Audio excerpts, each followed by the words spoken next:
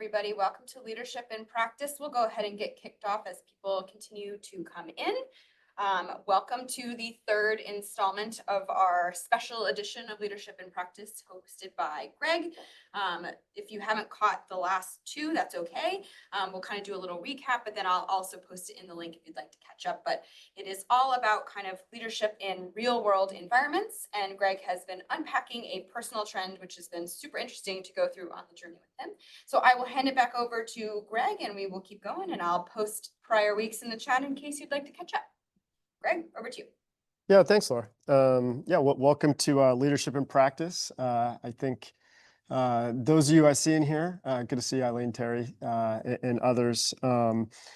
This is my third, part 3 of 3 of kind of series of the last 3 weeks, as kind of Laura shared. So Charlie and Megan should be back next week. So it's been, I've appreciated trying to unpack, I think my own journey, especially if I zoom out, a journey that I spoke to over the last couple sessions in terms of, feeling pretty stagnant in terms of shying away from tackling challenges, innovating, and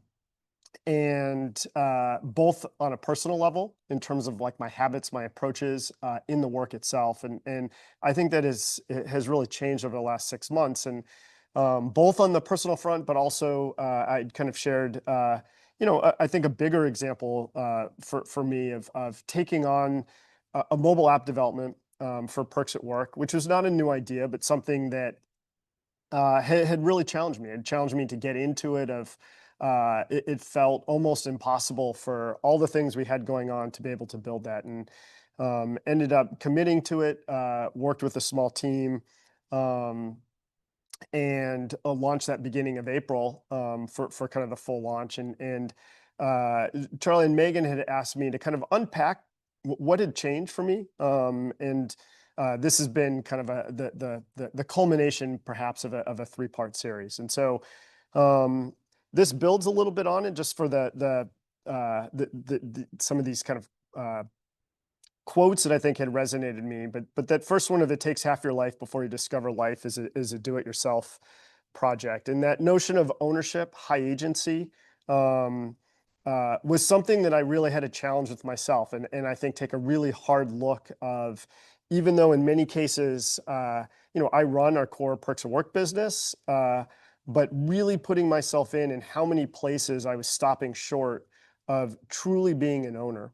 And I think that first session was part of that. And the second one of "don't ask what the world needs, ask what makes you come alive and go do it." That notion of coming alive really, really resonated with me. And I spoke last week of this intuition of my own voice, finding it, having more self-awareness, inserting that and having the courage to put that into not just, what I think, but what I want to do, the product. And I touched on kind of this notion of things that I feel about. It might be the product, it might be about a situation, and to really not shy away from those. In today's session, I picked this kind of preparation always beats planning, and I'm going to touch on this, but I think I'm really going to get into this notion. This will be a little bit more into the work today, but this notion of improving my strategic discipline, and this notion of discipline and how it applies to strategy. And these are building on lessons that Charlie and Megan have taught for a long, long time in practice, in this session, certainly internally. And in many of the cases, these are lessons that I've been aware of, I've kind of practiced, but being able to put them together and try to, it has come together for me in ways where I felt some growth, and I'm still learning. And that's what I was going to share with you today. One thing is in part of this series that I wanted to reinforce up front, I've done it in each of these 3 sessions, is that change for me has not been linear. And there are elements of narratives. I touched a lot of that in that first session of my own narratives are getting in the way to prevent me, or that were preventing me from embracing this kind of high agency and ownership. Certainly habits, and we'll touch on some of those today.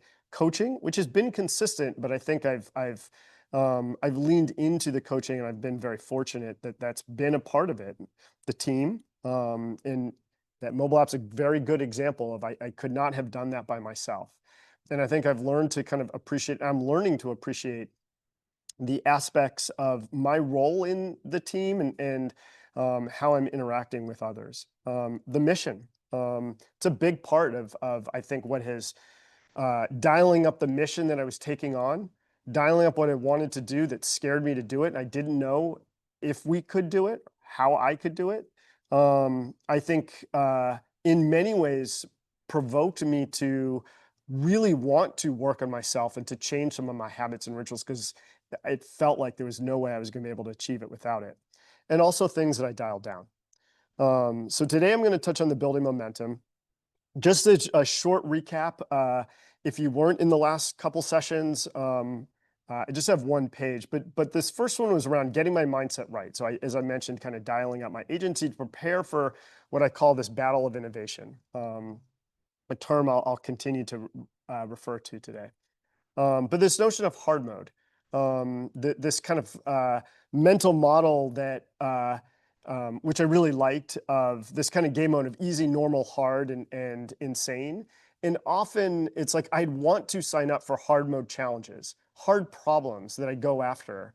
But yet, as soon as reality hits and it doesn't like work out right away, I would often move on. I would get very frustrated. And it was a light bulb moment for me to kind of just accept that I'm taking on a hard mode challenge and treat it accordingly, versus like acting as though it's a kind of normal mode challenge. The second part was tapping into courage as an emotion. And I think this is really, really resonating with me of this notion of courage, going to battle and taking risks and that notion that like emotion can proceed in some ways and put me in a different mindset was just a fascinating light bulb for me. And then lastly, dialing down my energy of what I can't control, people, situations, um, and acknowledge some of the feelings that come with it, sometimes the frustration, but to be able to channel them into things that I can control. And that was really the first session. So if you didn't see it, hopefully maybe you'll be encouraged to go watch that. The second one is habits to bring out my intuition, to bring me, what I think, what I want to do, my feelings, this concept of 0-0, which many of you are familiar with on this leadership in practice. But this concept Charlie and Megan have of this zero hesitation, zero calculation, and being able to practice this, engage in it, and do it more often. Charlie had had this thing of learn to trust yourself. And I have found that to be so true in the sense of as I've worked on this, I have a better sense of self-awareness. I didn't appreciate how much was inside of me that was fuzzy, what I really wanted to do, why I wanted to do that. And I think be able to expose that, put it into practice, see it against reality, have some successes. I do think I have some earned confidence of trusting myself to be able in future situations to be more agile, to make things happen, to be more proactive. The second one was the visceral drafts, and I'll retouch on that today. But this notion of being able to take a clean sheet of paper, expose my thinking, try to make sense of it, be able to share it with others. It's been a habit that's really, really helped me. And the last one was learning to brace my feelings. I gave this example with even in the mobile app, this like something I'd seen in another site that I use that just had, when I made a purchase, it just had this like little confetti, this little thing that made me feel great. And I almost felt kind of stupid to kind of explain that as strategy, but it was a light bulb for me of being like, wait a minute, I want that feeling to show up in the product that I'm doing and give myself permission to go after and find that. And so there were other kind of nuances to that, but that's really a recap of the first 2 weeks, which gets into what I want to talk today around now into the work itself, this notion of kind of execution. It's one thing to have a mindset, it's one thing to have ideas, but now to actually go and put this into practice. And I think I've appreciated and changed some of my approach. I wouldn't necessarily consider myself necessarily the most disciplined person, but I think I've really thought about this and applied it in different ways. So I like this quote. I've been kind of going back and forth with Charlie and Megan, and he had shared this and I like it. And it was this notion of when you don't have a problem to solve, your mind invents its own. Um, and we get into petty fights, regrets, and it kind of talks about you don't need more clarity. You need something to pour yourself into, something real, something hard. That's how you quiet the noise. And it is fascinating because I do believe in taking on something that scared me, taking on something that I believe would have a really big impact on the business over time, yet also knowing that I didn't exactly know how to do it. I didn't know if it could. It made me think there's this guy, Roger Martin, Charlie and Megan have certainly referenced him. They spoke at a conference with him that I attended back in, I want to say 2015, give or take. And he's known as kind of the guru of strategy. And he had shared this notion of kind of strategic discipline. And you have to be willing to be wrong and still act. That's strategic discipline. And it's like I knew it. And that sounds great of sure, you have to make mistakes and be willing to be wrong. I think I've learned to appreciate this much more than I ever have. And hopefully that'll become clear as it goes through. Um, but this kind of combination maybe lays the groundwork a bit and also, to this notion of mindset, embracing ownership, putting me into it, that enabled me in many ways to kind of go after, something that for me was something very real, something very hard. And I think it did force, some clarity for me. So this was, I put this in the title slide, and this was from a previous LIP, Leadership in Practice. But this notion of preparation beating planning. And to some extent, it felt like kind of semantics the first time I read it. But this, notion of planning is based on expectation of order versus preparation based on the expectation of chaos. And certainly without question, it's like every day I feel, certainly when I go back 6 months ago and I look at it, it's like just running the business and how much uncertainty our clients are facing, we're facing, how much change is going on, even for users with the economy, president's change, tariffs, inflation rates. There's so much uncertainty, and be able to kind of predict that, even within the app, there was so much uncertainty in terms of exactly what we should build. How are we going to build it? What's the timing of these things? And it had really resonated at that time. Charlie and Megan have been sharing this kind of notion of you don't need to trust in your plan or your intelligence, trust in your ability to adapt. You need to trust in your preparation. And one of the things I realized is that I had to improve my own preparation. And I had a lot of the tools. I'd even been practicing some of the tools. I think it just came alive to me and be able to, attack kind of a mobile app. And I'd started to put out with clients on some of the dates, internally in some of the dates, and what I wanted to do. And that created some real tension from our starting point, of which the reality from our starting point was that there were three of us who were going to do it. None of us had ever built a mobile app. There was really only one kind of engineer from a coding standpoint. And there was a tremendous amount of uncertainties. And so that really started my path of like, all right, I really need to improve my preparation, the way I approach a given week, the way I approach a given day. And that, and how to bake in being proactive, but yet in running the business, it was in Q4. There's a million things going on in the business all the time.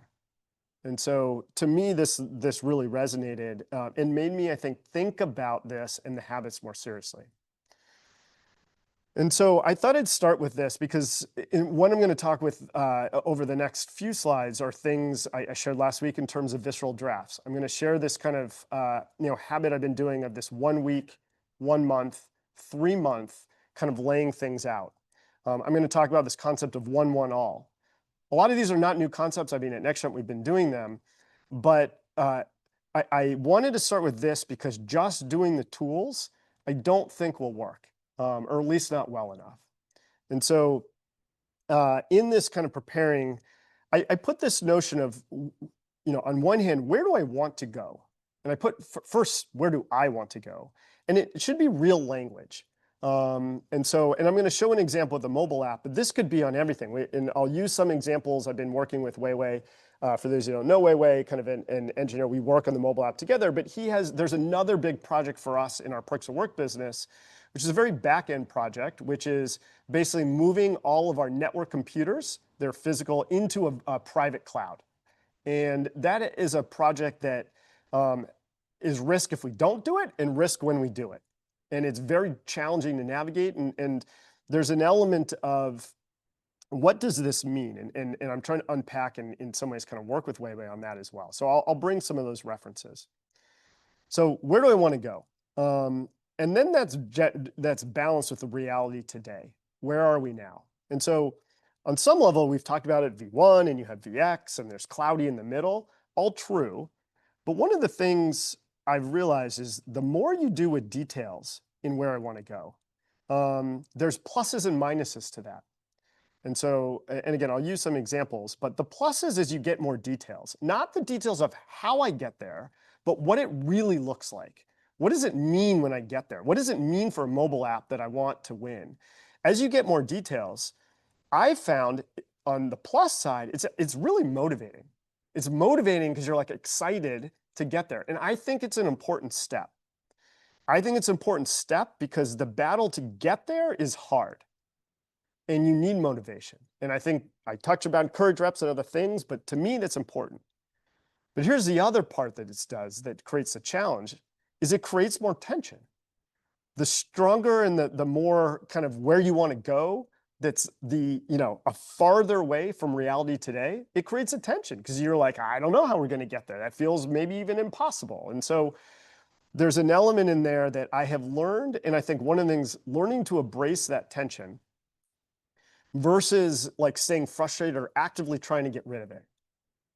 And that is an everyday battle. Having said that, I can see in the tension I'm learning to appreciate that forces a level of creativity. It requires a level of creativity for me that I can see when I lower the tension, and there's a balance of this, which I'll get into, that I'm not sure I would be as creative. Having said the reality today, I do think it's important to ground and to basically ground where we're at.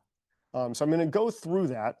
And so I wanted to touch on mistakes I've made in dialing down that tension. And again, that tension is uncomfortable. And so one of the first things is just leave fuzzy what I want.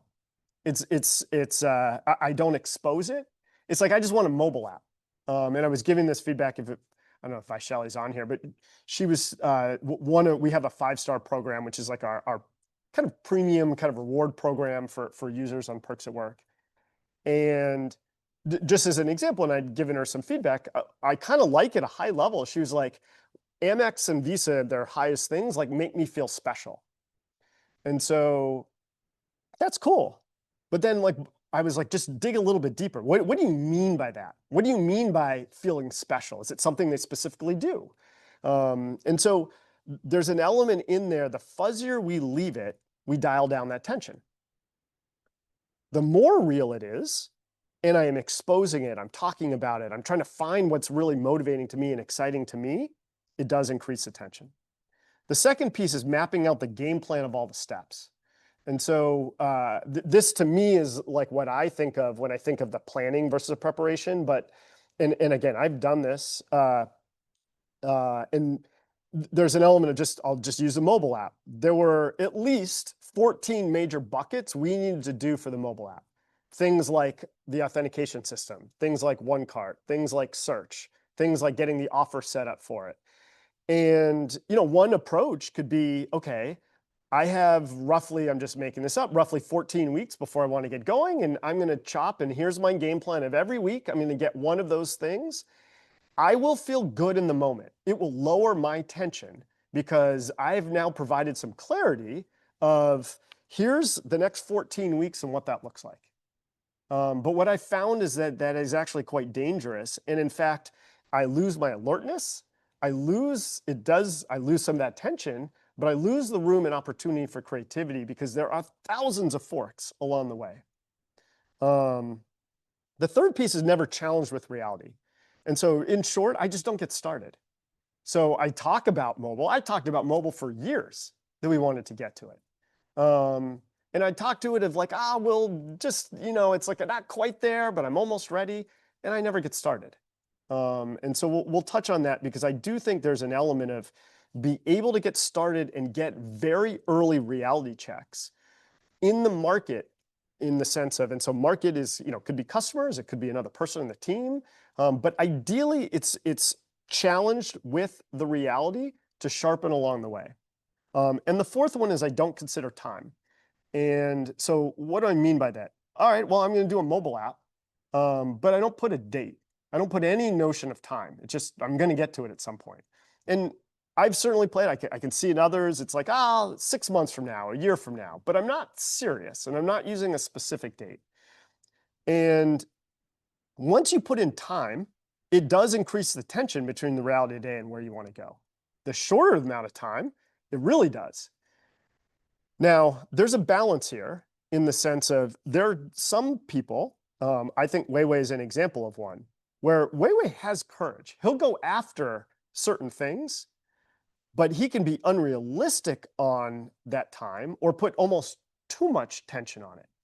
And that may then cloud out that I'm going to ignore everything else only to get to this. And so this is a little bit more art. I'm still unpacking this, but I do think the notion of time is a very important aspect of the reality today and where I want to go.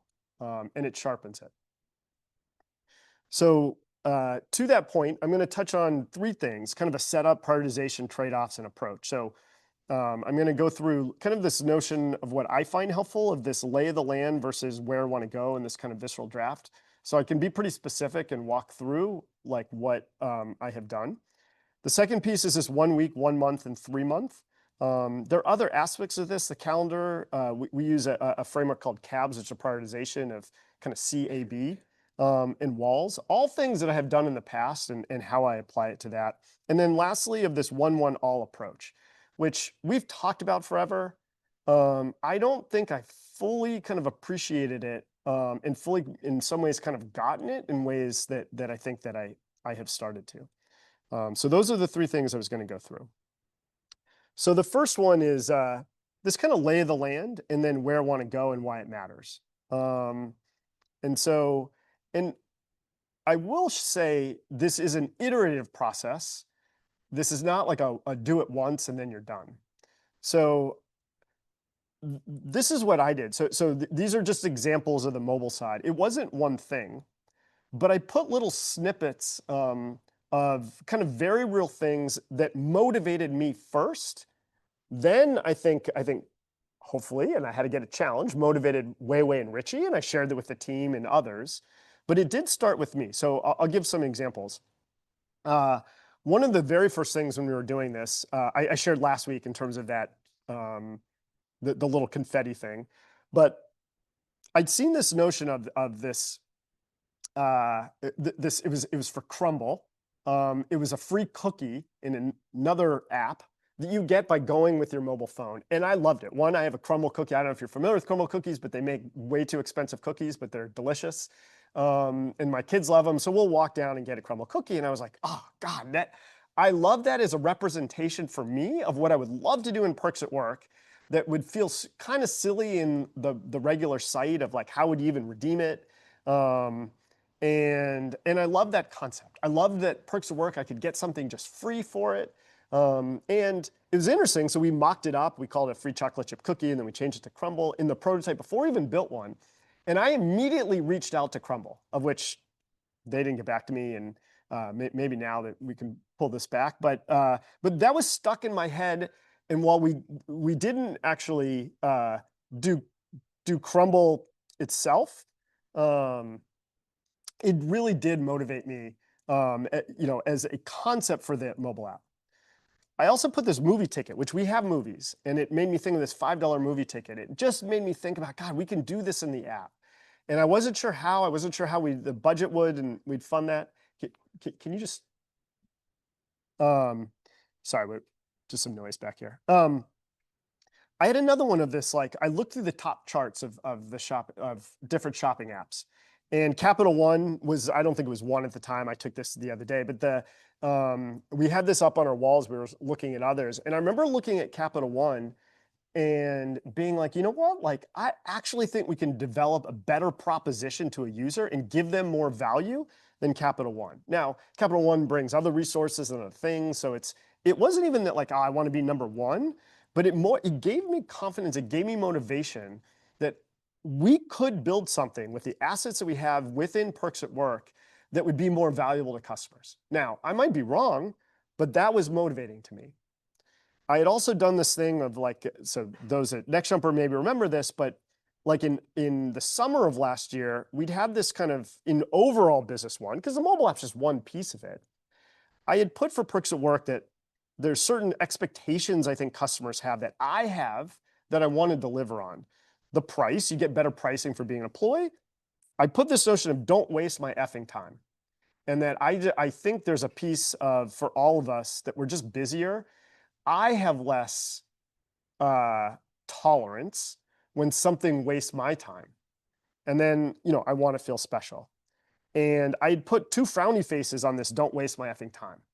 And it was something that I really wanted to kind of improve on within Perks Work. And I remember that. And so that may be a more negative thing, but it really motivated me in this where I'm going and what I want. And these are pieces, they're snapshots, but they're details of it that I could kind of speak to. And there are other ones in terms of this big tickets thing, which is kind of a meme. I thought in the app, no one's really going to buy big tickets. It was a narrative I had that people wouldn't use the app because that's where they'll buy travel and electronics. And so I like this meme of Gen Z making fun of old generations, which would be me. I just had this up on my wall that I might be wrong in terms of my narratives, and that motivated me. And so this changed and evolved over time. It looks different today in terms of, because we already have the app and there are other things that motivate me, and I've shared some in kind of the step. But this notion of where going and what I want isn't like a box. It isn't text. It's a snippet of things that give me motivation that feel very real. And it's really interesting. There was I'd read the book from Elon Musk, the biography, and say we want whatever people think about Elon Musk. But I was really, really struck with one particular, there were many parts of it I thought it was a really good book, but the biographer he had just gotten to know Elon Musk and he had started to write the book. And one of the very first sessions he had was the day before they're doing one of their first Challenger launches. Challenge is probably not the right word, but their rocket launches. And they were having a prep meeting. And so it was all the people that were like, in charge of this thing. And he said, the first hour, they spent the entire hour in excruciating detail of what they would do when they landed on Mars and build a whole colony on Mars, how they would make oxygen work, how they'd do plants, how they'd build this in excruciating detail. And he was kind of like, am I on Mars right now? Like, what is happening? In the sense of these guys have rocket launch tomorrow. They did talk about the reality later, but he's like, they went into specific details, and I don't know how far away we are from like landing on Mars. He thought they were cuckoo, and I think he kind of appreciated. But now, granted, I'm doing nothing that's anywhere near like landing on Mars. But to me, what he did was that he landed on that visceral part as a team of being able to put yourself into what it might be at Mars someday in detail. Why did he do that? Like, they're so far from it. I think he did that. I don't know. But now that I've done this, I think he did it to give motivation to the team, to push harder through all the challenges that are coming into exceptional hard mode, regardless of like, did that first rocket launch fail or did not, that they were, had a specific thing. And so that really resonated with me. All right, now flip over to the kind of more the reality piece and lay of the land. This is this is tricky, but I'll just give some examples of here the mobile app map, and then this is like our marketing in terms of the way we think about it. But starting here, it's almost too much. This is like super complicated. But when we started to build the app, I mean, we had to lay out like, okay, it turned out that there were 14 pieces that we needed to consider, or we thought we needed to consider. And then even within that, within auth, it might have 9 different things. It's not just what the auth screen looks like, but how would the forget password look like? Which auth are we going to set into it? How do we handle multi-factor authentication to it? There is all these different pieces in there. And at the time, I think I've evolved I wanted to show kind of the original one. I've evolved in some ways how I do it to add color. maybe in the beginning it was like too much detail, but I found really, really helpful. This is on the bottom here, kind of the marketing piece. I put of the app of we have certain distribution channels, things like we can use the site to expose the app. We have email as an asset. We have our HR co-partners. And there are others. We could use video and other experiments. And then down here, some of the content. We have offers, we have raffles, et cetera. And so I bucketed different levers. This was less judgment yet of what I'm going to do with those levers, but what are the levers that I could consider to make my plan of going and actually actioning. And Charlie and Megan have given me feedback for a long, long time. Greg, you get right into your kind of action and your plan and you want feedback, but I'm not sure like where you're actually going, and are we even on the same page on that, let alone I'm not even sure what's happening. And it would be really frustrating because it would feel like it would take me forever to try to explain that. And so I've learned to appreciate going into this. The visceral drafts have helped because it's changing my narrative. Well, I can do this actually quicker. And it's iterative of having these kind of placeholders on both sides. And so some mistakes I've had on the lay of the land is too much details. So there's an art versus like the boxes of the major kind of levers and segments to try to explain my world.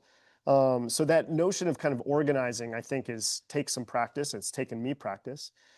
But also this sense of no sense of trending, hard, risk. And so I put things, and we've been using colors, even for me, just kind of green and red of, all right, where do we have some momentum right now? So we've been seeing, for instance, like certain offers and credits, kind of like that movie credit or our version of a chocolate chip cookie has really been working.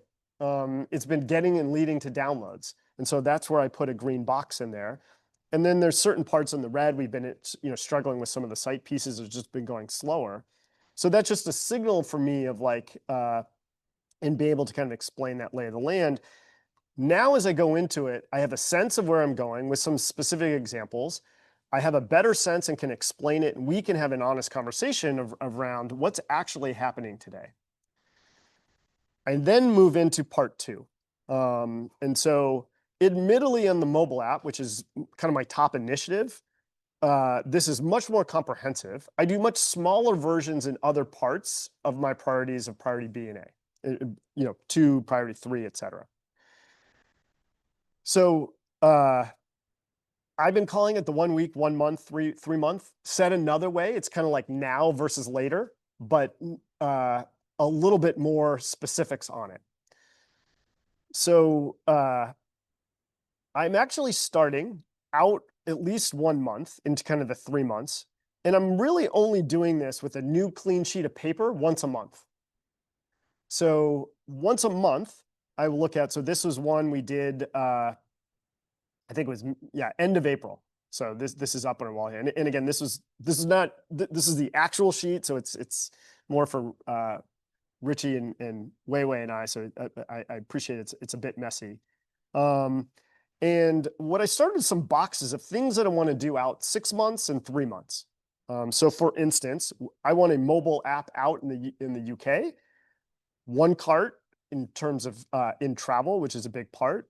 This concept of a wow points card, in some ways, those are just examples, but I start out there.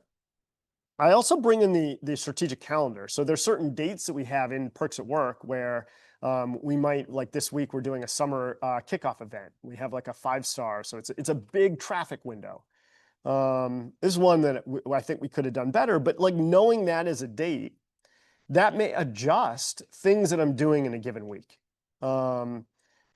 Then I look at I put 5 weeks here, just the way the calendar worked, but it was, really typically a 4-week.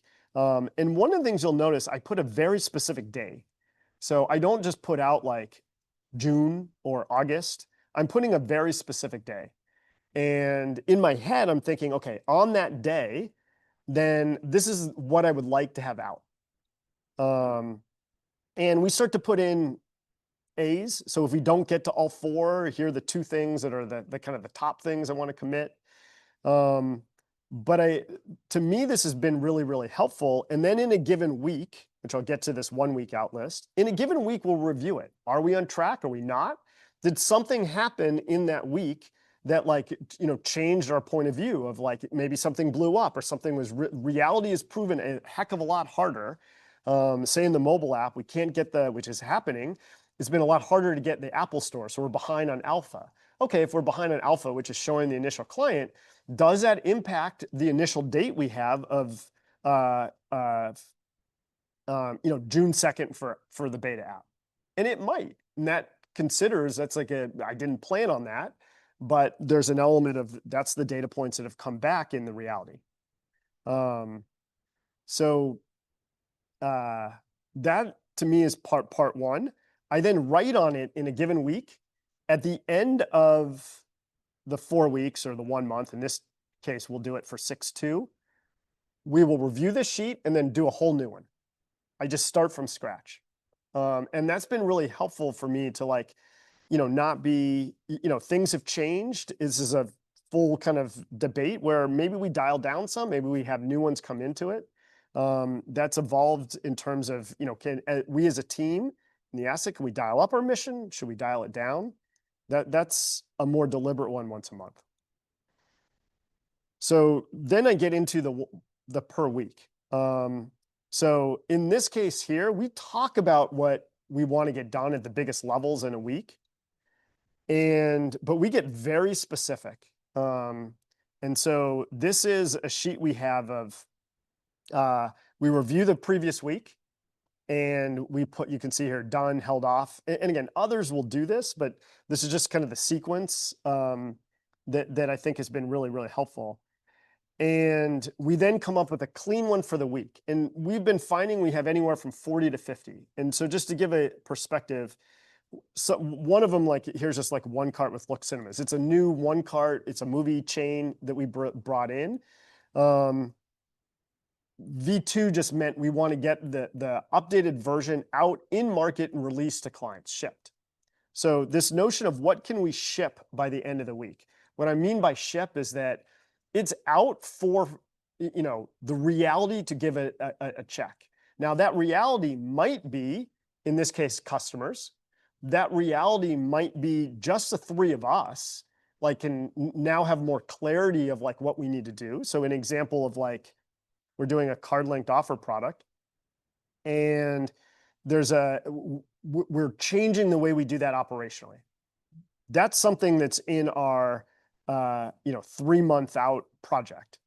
But that's a piece of proactively figuring out how we do that operationally. And that takes meeting with them, mapping it out, and having that discussion. So that's what I mean for that time of shipping. But it's a balance of short-term reaction that we need to do that might be this week. Also with these building blocks, momentum and building momentum for the 1 month, 3-month priorities. And as we go through this, we have arguments. We have different point of views. So the way we do it together, and sometimes I have smaller ones, just myself, and I'll put these kind of priorities. Roughly, if we have 50, I'll just use that as an example, we would put 10 A's and 10 C's. C's being that like, we're going to deprioritize it this week. We're just not going to touch it. And A being that like, I want to get that to shipping. It's a top priority for us to ship and get done this week. Each of us will go through that, and this may take a few different iterations. Each of us put down our visceral. We put it into the sheet. We have common C's. We do the C's first, which ones we don't touch. Maybe there's some that we disagree on. We'll have that out. And then we go to the A's. We don't touch the B's. So what we've been finding helpful is like, so you can see an example there where just this movie redemption credit, 500 wow points, what I put as an A and they did not. So we now have an argument of what should be there or not and why. What's our logic? Why are we not prioritizing it? Why are we prioritizing it? And we basically have that discussion until we either agree to disagree or we kind of get to agreement. And over time, as we've been doing this, we've really challenged ourselves. Our predictions were, in the beginning, were very poor in the sense of we were overly optimistic, probably driven by me, of overly optimistic that we could get this shipped out that week. And so, I think we've had more discussions and sharpened it. If the thing is like a high, medium, or lower effort, if it's a high effort, we'll have a conversation right on Monday to be like, what do we need to do to potentially scope that down? What does it mean by high effort? Why are you considering high effort? We may get into the details of it. Right there in that meeting, do a 15-minute sprint on the details of that, and we might scope it down or we might let it through. And so coming out of that, we now have an execution game plan for that week. And our point of view of, again, we might be wrong, but this is what, from an A standpoint, our goal is to get, given the reality of the situation, where we're at, given where we want to go, these are the, in this case, 6 to 10 things that we're going to ship this week. I may have smaller priorities where I might be like, you know what, I probably am only going to get 2 things this week. So I might do an iteration like this where it's 2 things this week. And there's going to be 2 things on my list that I'm not going to touch this week. I'm going to deprioritize. So I do think it's a combination of what am I saying no to and what am I going after to kind of innovate and make happen this week. And I think this has been a really, really helpful discipline and ritual for us that is not easy, and it creates kind of conflict. It creates different points of view. And again, we've learned over time that it against the reality of like, all right, are we actually doing this? It's an accountability piece as well and a learning piece for us in terms of what our capabilities are. And if something we thought could get done and the reality didn't, did we miss that? Did we learn something new? Has been really helpful. So on we have check-ins during the week of a Wednesday and Friday if there are any adjustments, but that's ritual number 2. All right, the third one, which I'll share and then just open up for some questions, is around this 1-1-all. So this is a concept I think certainly familiar to neck jumpers, but I think the concept of 1-1-all is, does it work for me? 2, does it work for someone else? That next one, and that someone else is it might be someone that's not like me. It might be a customer, somebody that's like not exactly myself. 3rd is scale. So it's just like, it's a solution that we roll out for everybody. And I'm going to get into some examples here. But here are just the litany of mistakes I have made and I still struggle with at times. The first one is just not accepting hard mode. And what I mean by that is, like, I have an idea, I think it'll work, and maybe mobile app is too big of one, but it might be of, I'm just going to use a very simple one. Our UK app release, we did it for the US. We have an idea of how it should work in the UK. So I have an idea on that. It is so easy for me on that one to not expect hard mode. I just like, it worked before, I'm going to expect it to work before. Now all of a sudden it doesn't. I have learned more and more that like anything kind of new and different, I'm just expecting hard mode. If it shows up that it works the first time, awesome, but I'm no longer expecting it. The second piece is don't iterate and gate. And this takes discipline. On a big thing, and what I'll show you in the mobile app, I think it'll make more sense to people, like why we gated it. But even something like the instructions for the mobile app in terms of like the alpha and be able to do that, like, am I going to skip the step of, do the instructions work for me? And there are times when like maybe I'm busy and it's certain other things and I might not be able to do it. But in that case, I'm at least very, very mindful and very, very humble that I'm asking somebody else to do something and I haven't tested it. Where I'm at my worst is when I'm not testing it and I'm so confident, so sure it should work for somebody else, and I'm a fucking asshole. And so this has really been something of, even in this, like, let me try the instructions myself. Is it as clear? And it is amazing how many nuances and details that like, it's just not all that clear, even though in theory it should be. The third one is I don't think about leading signals. So, and what I mean by this is like, it's kind of combined with this, the next one of go to scale plan too quickly. It's kind of like, this is how I think it should work. And I'm not really accepting 1 and 2. Does it work for me? Does it work for someone else? But then even as I think about, does it work for me? Like, what is the leading signal? What does it mean to like have it work for me? Um, in some of the cases, I'll give just some, for instance, even in the mobile app, ultimately over time, we want this for traffic, we want this for revenue, but going into the alpha app, what does it mean that it's ready for me to go to, when I say scale, maybe multiple different admins, or in a beta, multiple different clients for their employees? What does it mean for me? What's my litmus test that I think it's ready? And so for me, just spending a little bit of time to like, what do I think about those leading signals, and what does it mean to like have it work, and to be able to share that with somebody. And I've mentioned before this, uh, a signal for me that I need to have caution is when emotionally I can feel myself emotionally wanting it off my plate. It's kind of like, and it's true. Like, I did not want to, nor did I expect this week to have to deal with the UK alpha release process into the App Store and the instructions. That was not what I wanted emotionally to be spending my time innovating this week. Reality showed up that it was more complicated. And so, but for me, there's a part of like, when I can feel something wanting to be off my plate, to me, it's just a litmus test of, am I following this 1-1-all approach? Really following it. So to that point, I'll give an example in the mobile app. So in October 20th, we kicked off the mobile app, and there were parts in here. November 8th, we shared screenshots. And so the first part in this of, does it work with me? And then even the next one, there was like clues in here a little bit of like for, for Richie Weiwei. It's like, are they excited? Like I'll use that crumble cookie example. That motivated me. I was excited, but I was curious, would it motivate them? And there's a part you can tell. You can just tell emotionally if people are yesing you or not.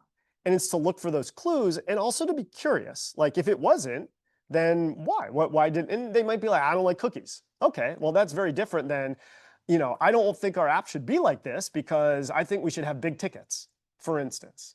That leads to a really healthy conversation of like, now I'm starting to unpack, what do I think the app should be? It's not about the crumble cookie. Versus like, it's like, there's an element where I could like go and sell it to them, like, oh, isn't this crumble cookie amazing? Don't you want this? Like, they'll yes me, but it's truly being curious.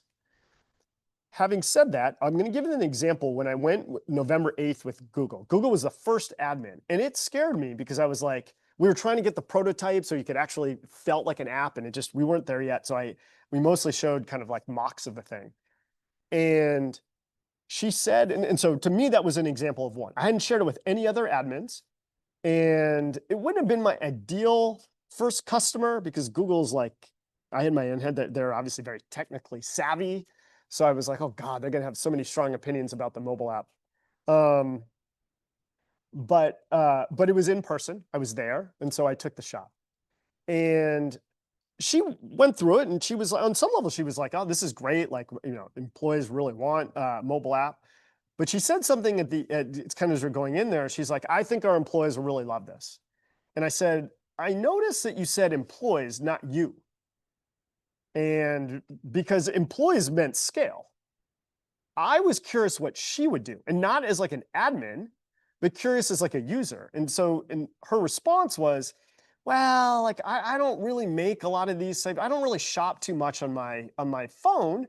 I really use the website. So, and so, and on one hand, I understood that, because on one hand, it's like I too, I don't do a lot of shopping on it, but because I was in this, one of the things that really, really motivated me was I just love the Apple Pay and Google Pay.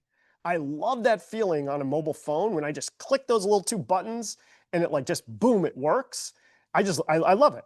And so I was like, I'm so excited for that piece. Like, and she was like, you know what? Like, what am I saying? She's like, I use Google Pay all the time. She's like, I'm using it in stores now. She's like, yeah. So if you had Google Pay, yeah, of course I would use the mobile app. And so it was interesting. I walked away from that. I had 4 or 5 things on my mind, but to me, that was like an element that, like, in this one, to me, that was a clue. If I'd fallen prey of like just this notion of like I think our employees will like it. She's talking scale, but I was saying as a user. Now she's just one other one. She's not the only person that got feedback. But it motivated me to be like, okay, the payment processor, the way we do things, like to me is going to be an A type of priority because I love it. And I could feel it for her that she was not just giving me lip service, that was motivating to her. And so it's interesting as we started to share with different admins. I also shared with about 50 of our 5-star users. And I shared it with them on test flight. And I just said, as a 5-star user, here's a prototype. Doesn't even work at this point. You can't actually make a purchase. In fact, when they logged in, it had me as the account. So some people were thinking that they got hacked or my account got hacked. But putting that aside, I learned on that. These are some of the things. It was like, I can't wait for this. I have no access to Perks of Work on my laptop. Finally, there's an app coming that's very exciting. I can't wait. And that motivated me. It motivated me to go harder at the battles. I think it motivated Richie and Weiwei. I shared that with the team. And so there was an element in this very early kind of prototype to expose that out. I was thinking 1-in-1, but it also gave me motivation and momentum to, go harder at 1-in-1 and start to think on scale. And so I shared that example of we then set weekly goals of the prototype. We ended up doing 7 versions of the prototype. And so to this question I'd shared before of what are the leading signals for me? And for me, in the prototype, it was I wanted it to work for in terms of like as we got to like the kind of the full alpha release. This is to like multiple clients. Is I wanted it to be something that like I was happy, and Richie and Weiwei were happy with, and that I felt is at a place. And so, what did that mean? You still couldn't do everything with it. You couldn't make an actual purchase and put in your credit card, but you could click the little button on Apple Pay and Google Pay, and it like just looked like you made a purchase. We had other components in terms of in terms of the offers, of the actual offers flowing through, your actual WOW points redemption of it. So it felt like a real app. It got to a point we did, and we started to release that. And even as we released it, I released it to next jumpers first. We got some really valuable feedback of some things. We made a change for V8, and then we started sharing that with 20 clients first, and then we started to share it with more. And so there was a gated process to this of this kind of 1-1-all. And then as we got to beta, we followed a very similar process. And so I think putting all this together in terms of the lay of the land, where you want to go, the 1 week, 1 month, 3 month, this type of process, I think really helped add discipline in terms of the trade-offs and the bets I was making. And as this started to happen, there's an example in terms of when I would get critiqued or questions. Greg, I really think we should have more personalization in the app. Every good app has like favorites and like your section just for you in it. I agree. And I used to get upset with that type of criticism. But now there's a part where it's like, that's on my list. We've debated that piece and we're choosing to prioritize. I'm choosing to prioritize getting the UK mobile app. And I've thought through some of those trade-offs and implication to the business. And so I'm finding myself much calmer, much less thrown off kilter by feedback. And I'm much more appreciative now that of what those choices are. And so that's what I mean by this can talk on trade-offs. And iterations for me are expected and normal. I've really had to fight through this. I've really had to fight through. That's where the hard mode helps. That's where it's like expecting it'll just work. I remember for years, sometimes I would send kind of an update, and Charlie may send something back to me being like, look harder. I'm expecting mistakes. You sound too certain. And it would frustrate me. It would frustrate me because I've done that. But what he was sensing and what he was right with was that I wasn't prepared. I was expecting it would just work, as opposed to when you expect it doesn't work, it's amazing, or it'll just be hard. You'll expect it to be hard. That of course it'll take iterations. Of course, like reality will show up with things you don't expect. You just I've looked at the situation. My alertness is different. I look for the nuances different. And I have a different approach to that. Um, and lastly, these are things that I think I'm starting to see of like appreciate that often these kind of bets, and I look at this kind of the intuition, what I think, going back to that strategic quote, is like I know I might be wrong. In fact, I almost more accept I likely will be wrong, and at least not playing out exactly how it is. Um, but that I'm at least aware of the trade-offs, and if it doesn't work the way I want, I'll have learned and I'll be sharper kind of the next time. And so um, I will kind of end with this and then turn over for any questions. This is the end of kind of the 3-week session. And I really hope I hope this is helped in different pieces for each of you in your own way to kind of get in the arena on your own. Both kind of mindset, habits, and a kind of approach to innovation. And I would just say it's like it's taken a lot of kind of work and stacking things even when the results haven't felt like they were coming. So I think be patient. And I started this, I think the very first session, I put this up on my wall and I said I'd look at this every day. And I use this for the high kind of agency, the ownership piece, because without question, there are so many moments when this, no one is coming to save you, you're the adult, I'm so sorry. That's like, it's really, really resonated in me. And when I feel sorry for myself, or I look at that, and it's been really helpful. But I did want to end with, I have been looking at this differently. And that, before it was something when I was down, I would look at this.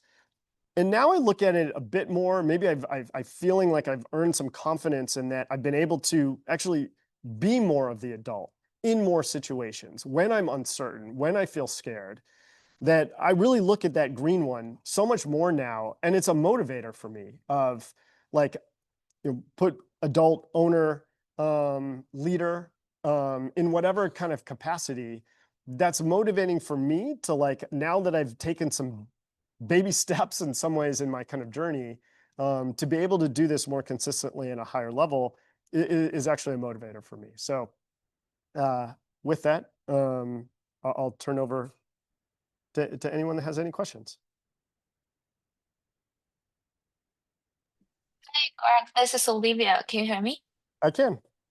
Hey, thank you for sharing this 3-week series. I find it's very helpful, especially on the agency piece. But for this week's, I have a question related to the 1 week, the CAB 50 possible actions. That slide. Yes, this one. So I consider this as a good practice for the team mission, like matchup. And my question is, if I consider myself as a team, and when I try to figure out and find out the A actions on my list, I'm always struggling with the like between struggling with the balance between what I should do and what can impact what can impact the future. So for instance, I have some BAU exercises that like maybe fill out 95% of my working time, but I'm also leading a co-pilot experiment exercise within within our team.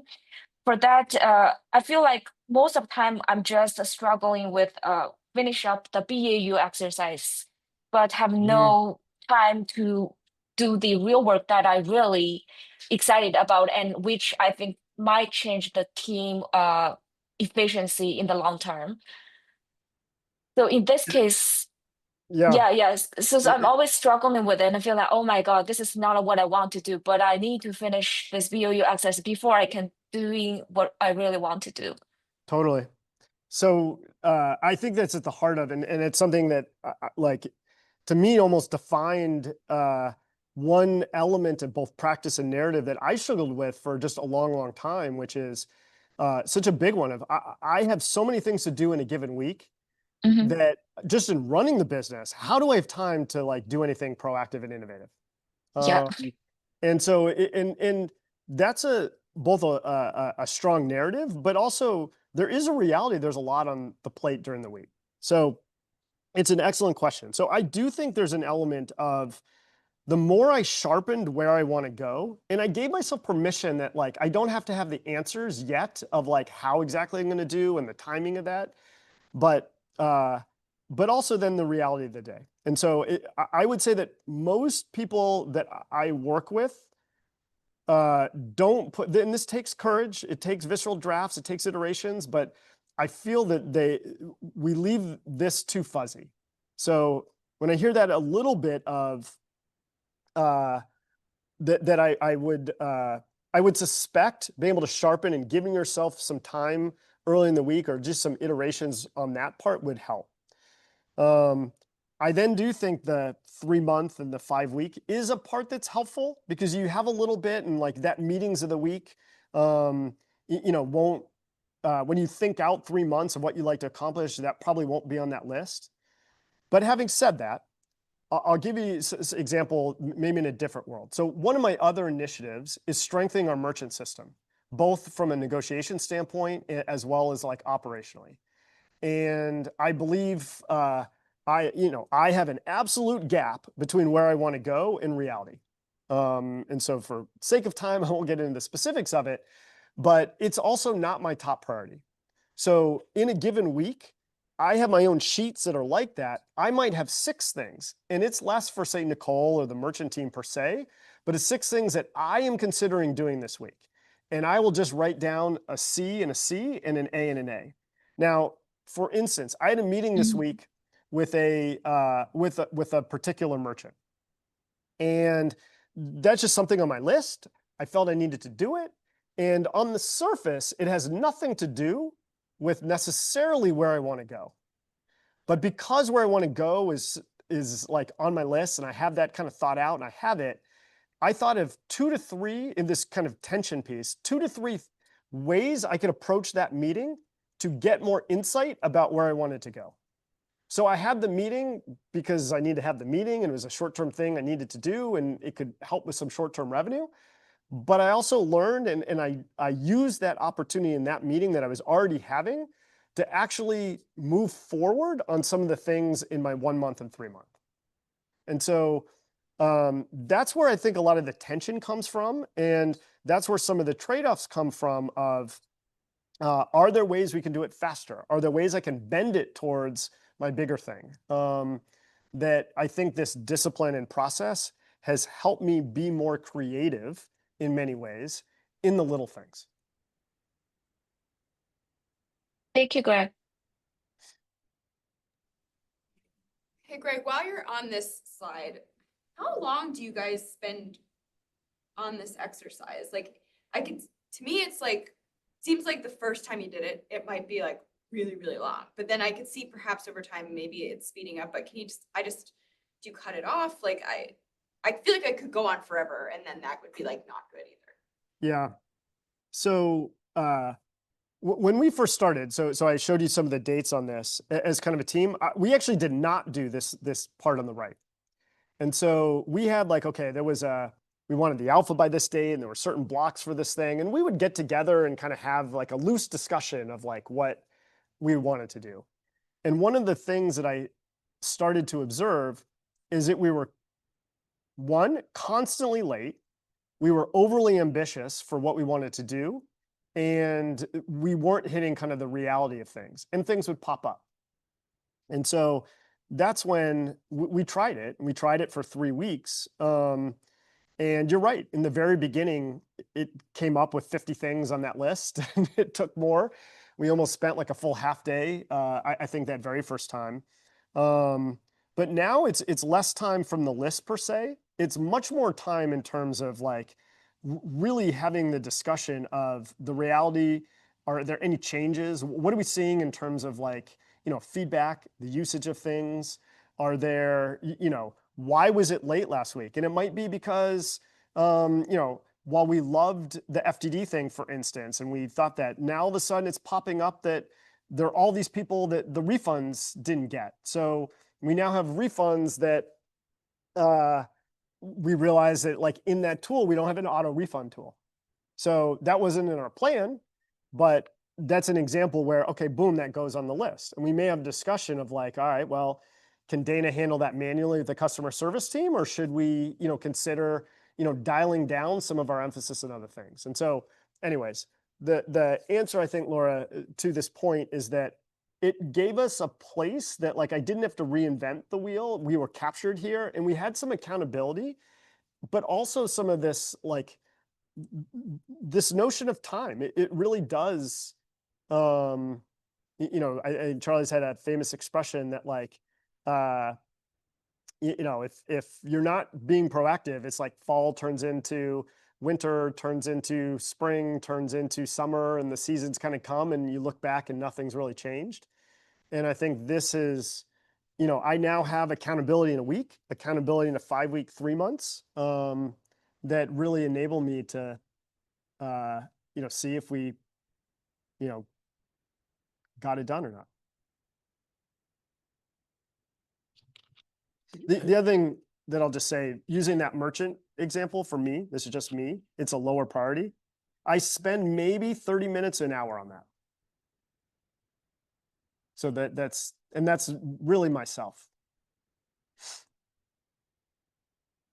Yeah, hey, Greg, I have a question. So I feel like that's CIB. I mean, very helpful for us doing the app. But I try to like use that for my another like a project, the like a private cloud. But I just find it's like a very difficult for me because after like 3 or 4 weeks, you look back, the A's are almost the same. So it's not really like I feel that weekly shipment, also like the reality check, it's a concept. Yeah, it's a good concept, but it's kind of like in practice, it's very It's hard. difficult. It's very hard. difficult. Well, I think we're learning even the app. So I think what Weiwei's saying is that you have like kind of A's on your list, and they just never go away. They're always the same kind of week after week. And so one of the things I think we've been discussing with is like, where this notion of what can we ship by the end of the week. So I'll give an example of some of this is hard mode, expecting it's hard mode, but I'm trying to look through this as a good example. So we have the even calling, like, say, the travel flow via the category. So that's just an example of travel is one of our biggest things on the site. We don't have it in one cart or through the shopping cart in the app. So we're bringing people back to the site. So in theory, you would like that to be simple. But even for me being like, and we've touched on this, what does V2 mean? One, it signals that like, it probably is, we're going to have to try it and kind of see. We're not totally sure if it will work. But it's being able to kind of take that A and put it into bite-sized things of what do you realistically think is part of that A you can ship this week. And why I think the ship matters is that, like, we may have a concept of what it is, but until you kind of put it out there and even use yourself, it's like you're not sure. You're not actually sure if that's actually going to be what reality holds. And so I find even for us, and I see this elsewhere, if I have A's on my list that keep going on, and I'm not really shipping, it's because I'm maybe even over engineering it, but I'm not putting it into bite-sized things to go get whatever I want to define as ship.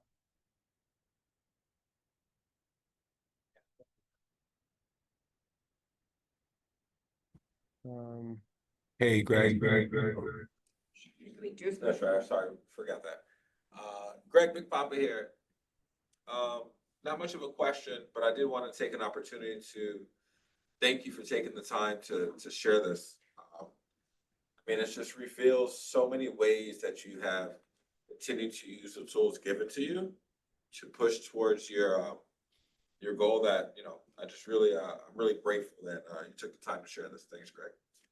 I appreciate that, Mario. I appreciate that. I think one of the concerns I have sometimes in sharing that is that, like, it's like I have this kind of figured out. I think there are pieces that have resonated with me that I have done differently, and I've made so many mistakes. I can see some of those mistakes, and hopefully that does help resonate with others, and that this is I'm learning to enjoy the battle for being proactive and kind of innovating, and I feel more like alive in it. but you know, I have to navigate all those pieces of like, you know, my habits of wanting it to be easier, expecting it to be easier, expecting other people, wanting other people to do it. You know, it's you know, those are quite real feelings and habits. So, but I appreciate that, Mara.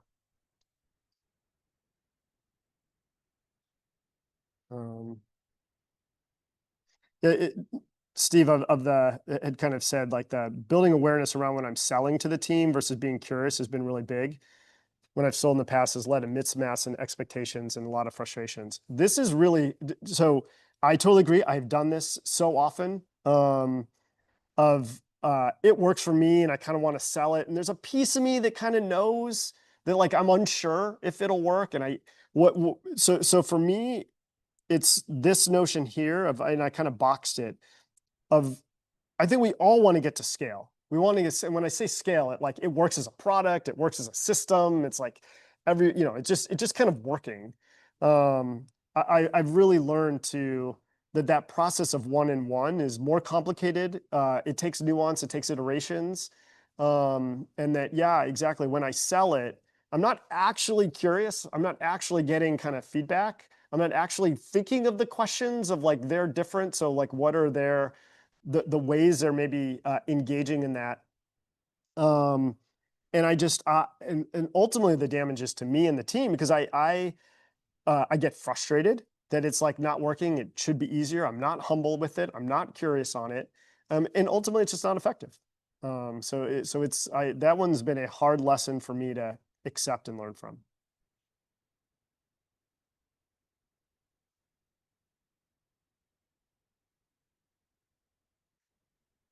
First, yeah. Hey, Greg, on this Yep. slide, can you talk a little bit more about the first three mistakes? Yeah, so these were really, in my opinion, or the way I was saying about this, mistakes of like not following this 1-1-all.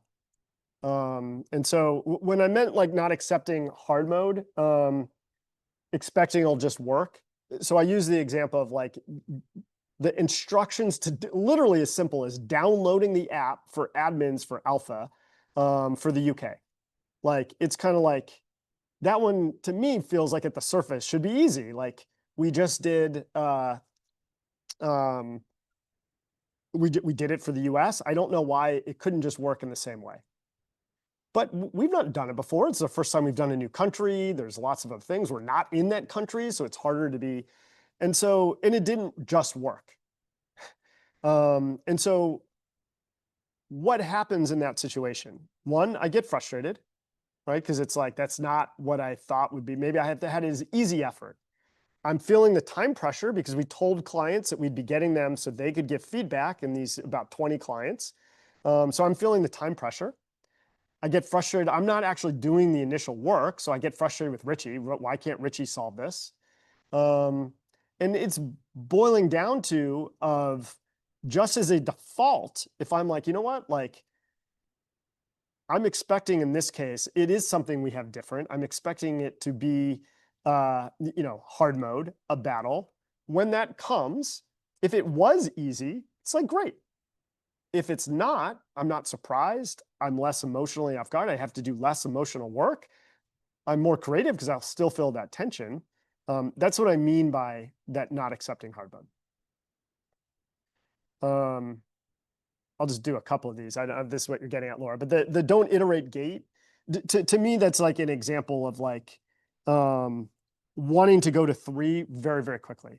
So if Dana doesn't mind, we're using this, just another one that's in kind of the world that we were discussing is we use Zendesk for customer service, and they have an AI tool.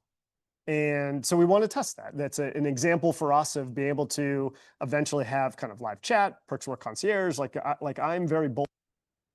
But there's a question of like, how do you set that up? So what is the 1-1? And I was saying like I could feel, and again, this is, I could sense right or wrong, at least I have a worry on it, that we'll be really trying to focus too early on the process. How will this tool, before we even know exactly what the leading signals are, how will this tool work for all 25 of our agents? And how will they use it? And that's super normal, by the way, but there's just an element of like, almost like by default of being like, all right, I'm going to figure it out. There's some leading signals that I'm going to have maybe one agent figure this out, another, and almost leaving the space that like it will not look the way I know now before I've even started. And so I don't spend too much energy trying to engineer exactly how it'll work at scale yet. I might have some placeholders. And so that's that's the same thing with don't think about leading signals. Like, what does it mean the AI agent like works for us? What does it actually mean? Is it going to write better scripts? Can we see it in some examples? Is it going to actually answer the questions for us? And so it can just be, especially early on, it can be almost too vague. And it's okay, I guess, if it's vague, just acknowledge to ourselves or myself that like, all right, that's an issue as I'm getting into this. I need to seek out what might be leading signals before I give it to another person, let alone scale. So I don't know if that those examples help, but that's what I kind of meant of mistakes that I'm making that I don't follow the one-one-all approach.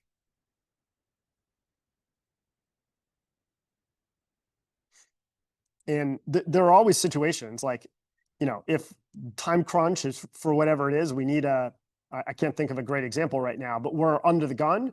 I need a solution. And maybe it's like we had an outage and we need to get the, you know, a client note out.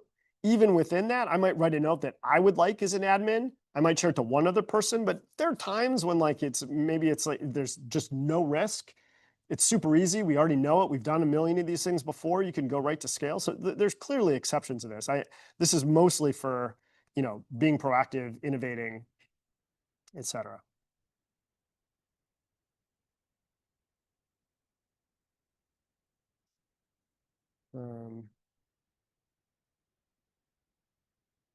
That's cool. So it sounds like Eileen had to go, but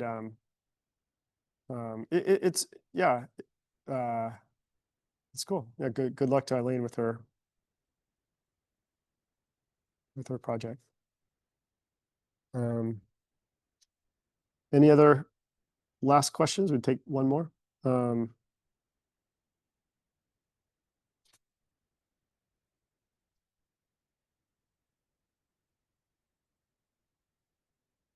Yeah. Yeah. So, okay. I mean, this is a good one to end. I mean, Rich's comment of hard mode preparing for chaos has been the biggest learning for me, just assuming things will work. And so, yeah, I think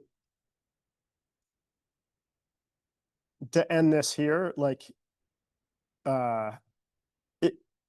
this like learning to trust in your ability to adapt, be creative, handle both of like the reality, knowing it's like, you know, changing and kind of uncertain with a sense of what to do.